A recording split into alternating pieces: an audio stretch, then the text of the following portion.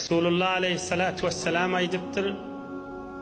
Seleke raculani mefazeten ahaduhuma abid vel ahar bihi rahak. Bir vakt iki adam yoldaş olup yola düşüptürler. Geçen ummatda. Bir beter takva adammış, bir kava adammış. Biri dinine günah sogap çalarakmış. İbadetine kaim demiş. Uzak bir düz, bir kevir, bir çöl meydana gitmeli olupdurlar. Başka bir şehre gitmeli, arada bir uzak çöl var olmalı. Fa'ataşel abid hatta sakata. Uzak çölün bariya kalar, şu bir defilin kaptalına yankı kova adam, takva adam lehlep, susap, tevsirep özünden gidip yıkılıyor diptir. Yıkıllı diptir. Ol dini kaim, abid adam ol yıkıllı. Susap yıkıllı. O bir vaken takva değerler. On boyundan kısırılca bir kabatçı yerine birce içerimizlik su var. Kumkumanın içindeki su yanacak da. Ağda çıkarıptır onları. فجعل صاحبه ينظر إليه وهو سريع قل yanaki yoldaşı yankı safini qavadım gözlep yoldaşım yıkılamen deyip şun yüzünü gözlep duruptur. Nuhum aydıptır. لئن مات هذا العبد الصالح عطشا ومعي ماء لا أصبت من الله تعالى خيرا. Suni eline arttır.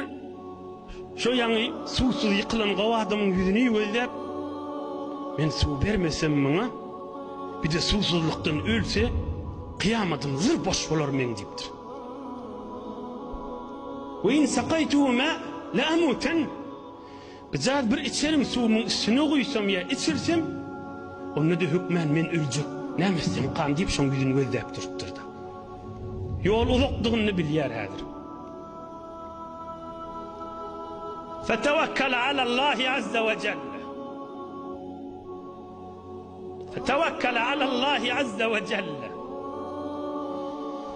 tevekkül Allah'a şu suşuna bercek deyip çıkarıp ağzını kuyuptur da yankav adam.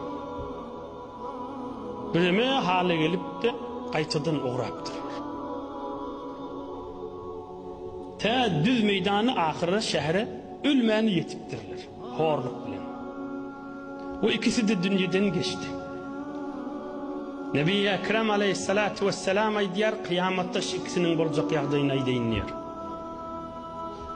فَيُوقَفُ اَلَّذ۪ي بِهِ رَحَقْ يَوْمَ الْقِيَامَ لِلْحِسَابِ فَيُؤْمَرُ بِهِ اِلَى النَّارِ. Kıyamatta bolacak şu deyiptir. Ol yankı suğuydu, dini de zordanlı, mahşer meydanına hesap kitap edilecek, soğabı kat ağız gelecek ve onu cehenneme mahkum edilecek. Cehenneme gaşin sürülecek diptir.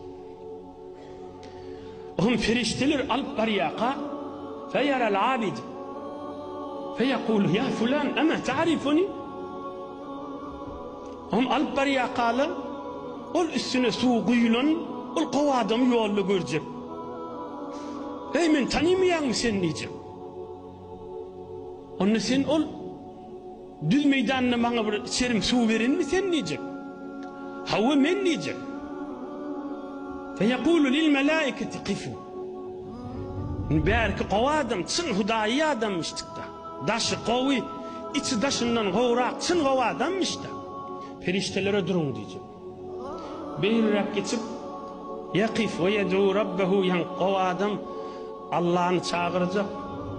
Ya Rabbi قد تعرف يده عندي وكيف آثرني على نفسي يا رب هب لي Hudaya şu bana hayır getirdi özün kovu bilen Hudaya senin şunu dileyen benim için bersin diyecek.